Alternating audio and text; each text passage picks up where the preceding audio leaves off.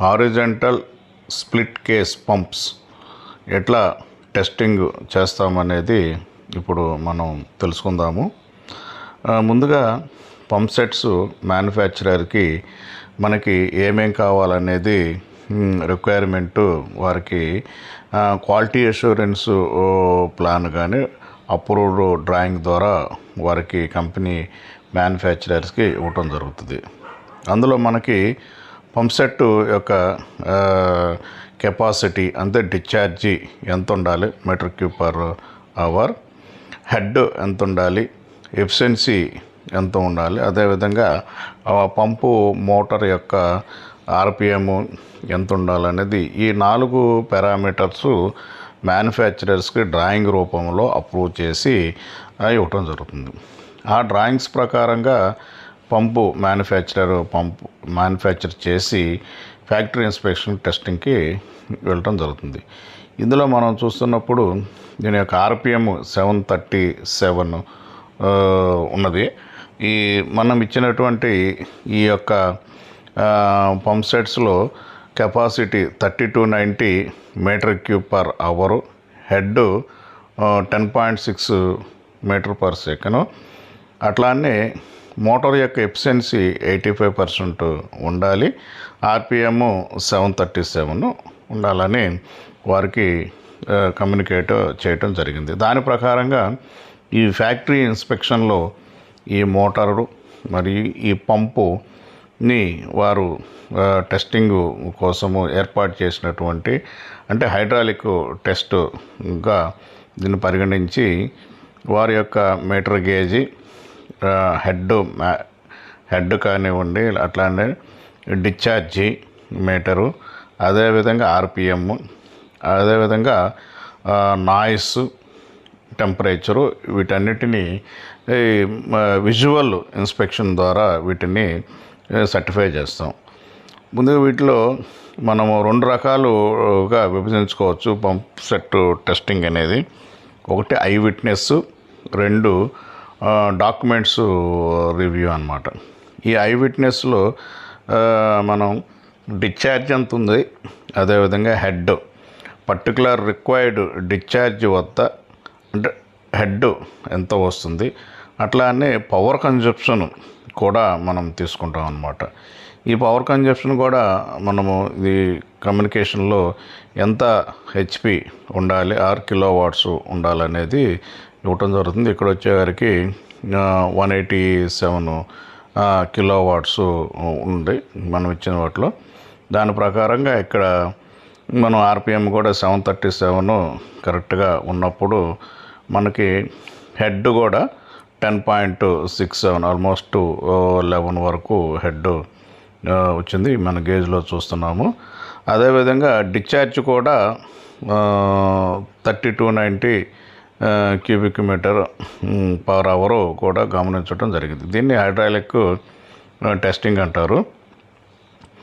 ఈ hydraulic test చేసిన తర్వాత మనము ఈ యొక్క కర్వ్స్ని గీసుకొని head versus capacity, head versus efficiency, head versus power, noise, vibration, temperature ఇవన్నీ మనం ఐ విట్నెస్ ద్వారా విజువల్ విట్నెస్ చేసి అవన్నీ చెక్ చేస్తాం అన్నమాట.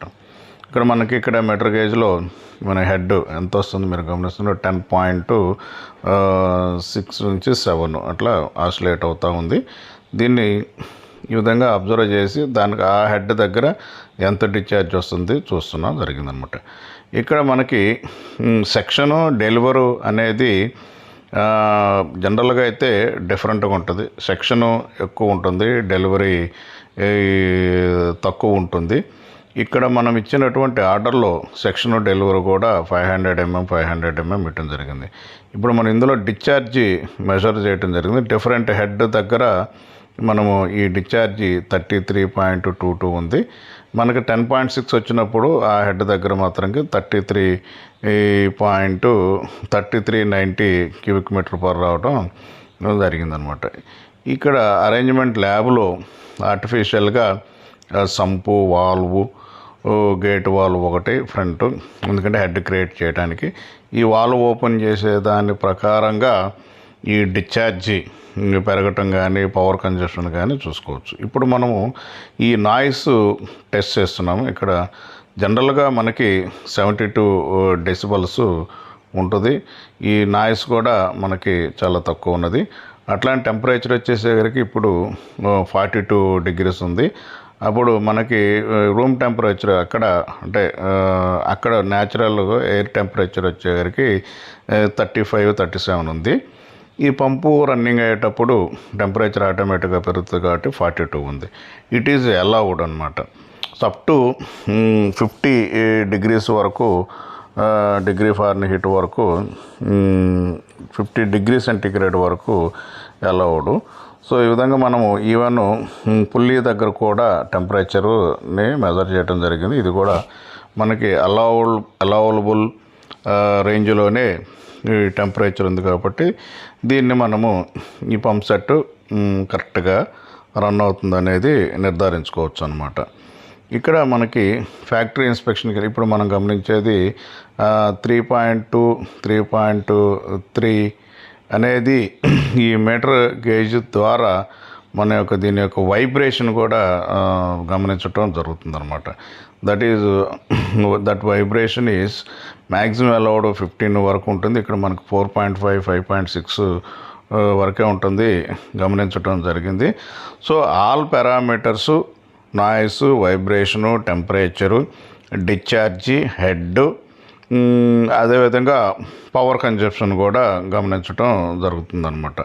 సో ఇందులో ముఖ్యంగా మనం ఫ్యాక్టరీ ఇన్స్పెక్షన్ టెస్టింగ్ చేసేటప్పుడు మెటీరియల్ యొక్క సర్టిఫికేట్స్, మెటీరియల్ కూడా ఇంపార్టెంట్. ఆ మెటీరియల్ ఏ మెటీరియల్ వాడారు, మనము స్పెసిఫికేషన్స్ ఇచ్చేటప్పుడు కేసింగ్ కేసింగ్ ఏ మెటీరియల్ ఉంటుంది. జనరల్గా మనం క్యాస్ట్ ఐరన్ అనుకుంటాము. ఇక్కడ చూడండి వైబ్రేషను 2.0నే ఉన్నది. జనరల్గా ఈ స్ప్లిట్ కేసింగ్ వచ్చి మనం ఇక్కడ ఈ యొక్క పంపు మ్యానుఫ్యాక్చరర్కి క్యాస్ట్ ఐరన్ ఇవ్వటం జరిగింది. అట్లానే ఇంటర్నల్ ఇంపెల్లరు మరియు షాఫ్ట్ ఎస్ఎస్ మెటీరియల్తో మ్యానుఫ్యాక్చరింగ్ చేయాలని మనము కమ్యూనికేట్ చేయడం జరిగింది. దాంట్లో వాళ్ళు అదే టెస్ట్ మెటీరియల్ మనం ఏదైతే ఇచ్చామో ఆ మెటీరియల్ వాడినట్టు టెస్ట్ రిపోర్ట్స్ ఇచ్చారు. ఆ టెస్ట్ రిపోర్ట్స్ని కూడా రివ్యూ చేయడం జరిగింది. ఈ టెస్ట్ రిపోర్ట్స్లో ఎస్ఎస్ మెటీరియల్ వాడినట్టు వాళ్ళు ఏ కాంపోజిషన్ కూడా, మెటీరియల్లో కాంపోజిషన్ కూడా ఏంటనేది డీటెయిల్ ఉంటుంది. ఆ డాక్యుమెంట్స్ అన్నిటిని రివ్యూ చేసాం. ఇప్పుడు మనం గమనిస్తుంది ఇక్కడ పవర్ కన్జప్షన్ ఎంత వస్తుంది, డిఫరెంట్ హెడ్ వద్ద ఎంత వోల్ట్స్ని తీసుకుంటుంది. ఇక్కడ 420, 430 వరకు పవర్ తీసుకుంటుంది. అంటే హెడ్ మారే కొందని పవర్ కన్జప్షన్ కూడా చేంజ్ అవుతూ ఉంటుంది. ఇందులో ఈ పవర్ కన్జప్షన్ కూడా ఈజ్ ఆల్సో ఇంపార్టెంట్. ఎఫిషియన్సీతో పాటు పవర్ కన్జప్షన్, ఇప్పుడు సపోజ్ మోర్ ఎఫిషియన్సీ ఉండి మోర్ పవర్ కన్జప్షన్ వేసినా కూడా మనకి ఆ యొక్క డిశ్చార్జి ఎంత వస్తుందో దానికి ప్రపోర్షనేట్గానే పవర్ కన్జప్షన్ ఉండాలి. కానీ ఎక్కువ పవర్ కన్జప్షన్ తీసుకున్నప్పుడు మాత్రంకి ఇది పర్ఫెక్ట్ కాదనేది తెలుస్తుంది అనమాట.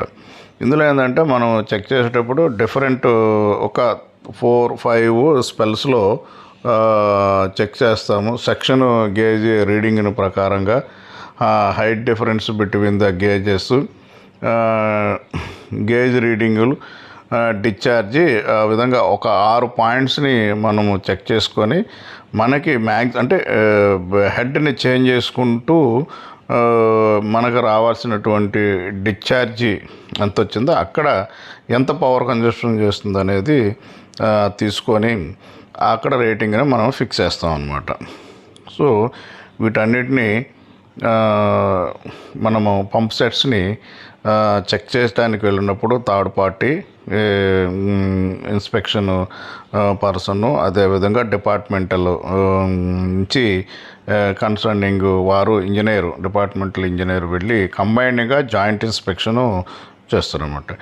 ఈ రిపోర్ట్స్ అన్నీ టెస్ట్ చేసిన తర్వాత ఈ రిపోర్ట్స్ని తీసుకొని అట్లానే గ్రాఫ్స్ గీసుకొని head versus capacity, head versus discharge, head versus వీటిని మనము గ్రాఫికల్గా మనము రిప్రజెంట్ చేసి చూడొచ్చు అనమాట. ఇవి మనకి మ్యాక్సిమము కెపాసిటీ అంటే మ్యాక్సిమం డిశ్చార్జ్ ఎంతవరకు వచ్చింది, ఎంత హెడ్ వచ్చినది కూడా మనం తెలుసుకోవడం జరుగుతుంది. ఈ విధంగా ఈ యొక్క పంప్ సెట్స్ని మనము ఫ్యాక్టరీకి వెళ్ళి ఇన్స్పెక్ట్ చేసేసి మెటీరియల్ అదేవిధంగా హైడ్రాలికల్ పారామీటర్స్ని చెక్ చేసి తర్వాత సర్టిఫికేట్ జాయింట్ ఇన్స్పెక్షన్ సర్టిఫికేట్స్ని సర్టిఫై చేసిన తర్వాత పంప్ సెట్స్ని కంపెనీ మ్యానుఫ్యాక్చరరు వాటిని డిస్పాచ్ చేస్తారనమాట. ఇక్కడ అదే మనము చెక్ చేసిన పంప్ సెట్ అదే ఎట్లా వచ్చిందనేది నిర్ధారించుకోవటం కోసం కూడా వారు ఒక పంప్ సెట్ మీద వాళ్ళ యొక్క సీరియల్ నెంబర్ని దాని మీద మెన్షన్ చేయడం జరుగుతుంది. అదే సీరియల్ నెంబర్ కలిగినటువంటి మనం ఒక మార్కు పెట్టుకుంటాము. ఆ మార్కు ప్రకారంగా అదే సీరియల్ నంబరు మనకి సైట్కి డెలివరీ అయిన తర్వాత అది చెక్ చేసుకుంటాం అన్నమాట.